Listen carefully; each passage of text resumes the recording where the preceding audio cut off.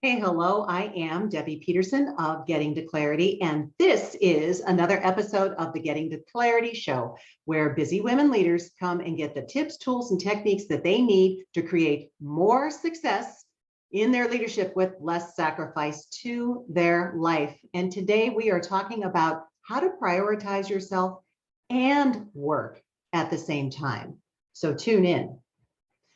To show up successfully in your professional life, then it is critical that you prioritize yourself personally. And I can just hear you now saying, yeah, I know this.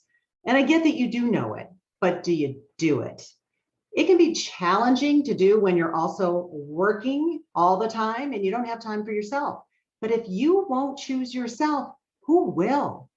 It is essential that you make time for your own well-being if you want to create success on your terms, especially in the long run. So in this video, we're going to discuss how to prioritize yourself and work at the same time. And I'm also going to offer some strategies to keep yourself a priority. You know, the key is to not prioritize what is on your schedule, but to schedule your priorities. I know that you've heard this, and you, my dear, are a priority. So decision-making is one of the critical skills that any great leader relies upon. So seeing the whole and then making decisions that support the whole, even when it's complicated. So considering all the facets of a situation and making the best decision from that place. So here's my question. Why don't you do that for yourself? If you aren't making decisions about your professional life without considering your personal life, then you're sacrificing who you are in the process. So self-leadership is putting you on your to-do list and making time for you. It's saying no when you need to take care of yourself, even when it's hard to say no. It's creating boundaries that you can default to when making decisions.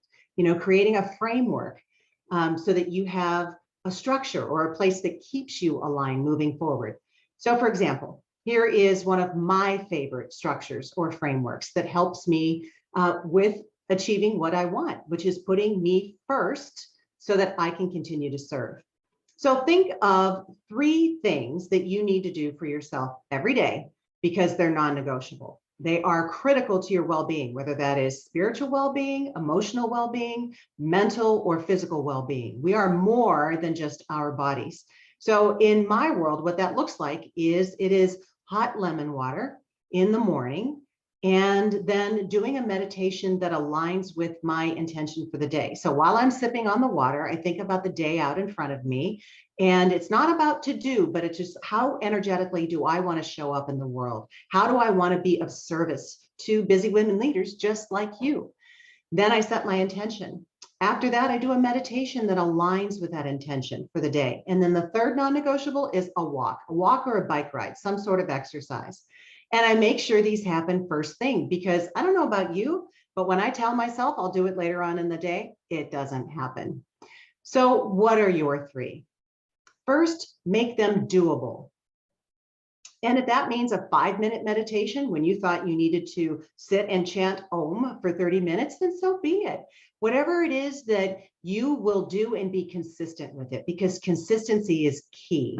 So don't change. If you're not getting the results that you want, don't change what you have picked for yourself, what your goal is, but change how it happens. So build up to what you ideally want, making it a habit along the way. So the next time that you're feeling a little overwhelmed, remember that the key is to not prioritize what's on your schedule, but to schedule what is a priority for you. And you get to say what that is, because otherwise we're falling into the trap of our life being our work, right? And I know you know we are not our work. On some level, we know that consciously. But in our day-to-day actions, I think sometimes we forget and we can put ourselves on the back burner as a result of that. So last week, I spoke at a women's leadership conference in DC, and I asked the question of the women in the audience, what gets in the way? What gets in the way of you getting what you want? I heard not having boundaries, not saying no, putting myself last, working too much, not turning off when I get home, and more. Wow. We may think that, hustling and grinding our way to the top is a strategy, but it's not. It's actually depleting ourselves. Now, to get what we want and to achieve our dreams, we need to be clear about what our goals are and put ourselves as a priority as we pursue them. We can't keep running on empty and expect to show up as our best selves. So if you're not taking care of yourself, you won't have the energy or the capacity, bandwidth, whatever it is you want to call it, to do the things that you want to do. And I know this because when I was in corporate, I hit the wall. And it wasn't a matter of me choosing to take care of myself. I had no choice but to take care of myself because I was so depleted. Anyone been there? I suspect that some of you have. It's time for a change. So practice saying no when someone asks for something that doesn't align with your goals or your self-care. Make sure that you identify what your non-negotiables are. What is the line in the sand? What are the things that you absolutely won't budge on? And make decisions that move you towards the highest and best version of you. So work to live, but don't live to work. One of my favorite sayings. Work to live, but don't live to work. What does that mean? Well, it means that you, my dear, have the power of choice. It means that you want to be working to support your life, not the other way around. Work is how we generate wealth, we pay our bills, we support our families, but it's not who we are. It's an element of our life. And your job should be a means to the end, not the end itself. And I get it, with any well-meaning advice, it's easier said than done. And when you think about it, in our society, we are taught from a very young age to prioritize our careers. Oh, what do you want to be when you grow up? That's what they ask us when we're little kids. Then in college, we have to pick a major. We focus all of our time and energy resources in that direction, looking for things that align with it. We're told that we need to find a good job, make good money, and then do whatever it takes to hold on to it. It's almost as if we forget the rest of who we are as we do that. But what if we flipped the script?